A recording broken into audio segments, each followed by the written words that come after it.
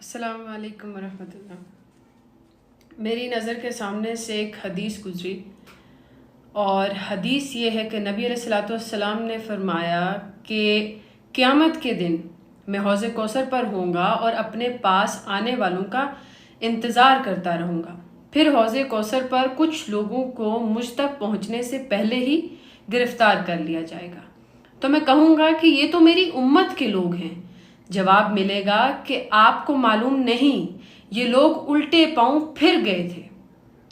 तो रावी रिवायत करते हुए कहते हैं कि हमने फिर दुआ मांगी कि ए अल्लाह, हम तेरी पनाह मांगते हैं कि हम उल्टे पांव फिर जाएं या फितने में पड़ जाएं। दरअसल ये बुखारी शरीफ की किताबुल फितन की जो है हदीस है, फितने के बाब में। फितना क्या चीज़ होती है? फितना दरअसल, फितना जो लफ्ज़ है, इसका मीनिंग जो इसका मतलब आता है वो ये आता है कि सोने को आग में मतलब तपाना इतना कि खरा और खोटा पता लग जाए। यही मतलब आप यूँ कह लें कि दुनियावी तौर पर भी हम इस मतलब को ले सकते हैं। दुनियावी फितने और आजमाइशें हम इंसानों के लिए इसीलिए आती हैं ताकि पता लगे कि हम कितने साफ़ हैं, कितने खरे हैं, कितने खोटे हैं।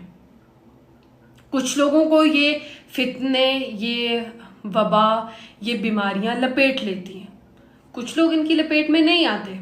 तो जो खरे लोग होते हैं उनको इतनी आसानी से इस तरह की चीज़ माइल नहीं कर सकती। लेकिन जो लोग कमज़ोर होते हैं, जिनका जिसे आप कह लें कि उनका ईमान कमज़ोर होता है, वो लोग अपने ईमान पर फोकस नहीं करते, तो उनके लिए तो बहुत मुश्किल होता है ऐसी सिचुएशन में बचना। उनको फितना पकड़ेगा। अब फितनों में आजकल अब जो ये दौर है, ये मतलब ऐसा दौर है कि शायद ही कोई चीज़ बाकी हो जो इस दौर में फितना बन के सामने ना आई हो।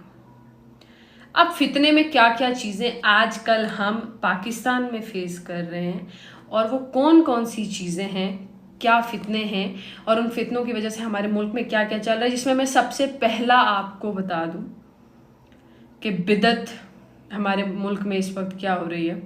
जैसे कि हमारे मुल्क में लोग बिदत करते हैं मज़ारों पर जाना। मज़ार पर जाने का कतन इस्लाम में कोई तसव्वुर ही नहीं है। लेकिन मेरा एक दफ़ा गलती से लाहौर चक्कर लग गया, सो मैं लाहौर बाहर से ही, आई नेवर विजिटेड, बाहर से ही मेरे देखने पर जो वहाँ दरबारों पर और मज़ारों पर जो लोग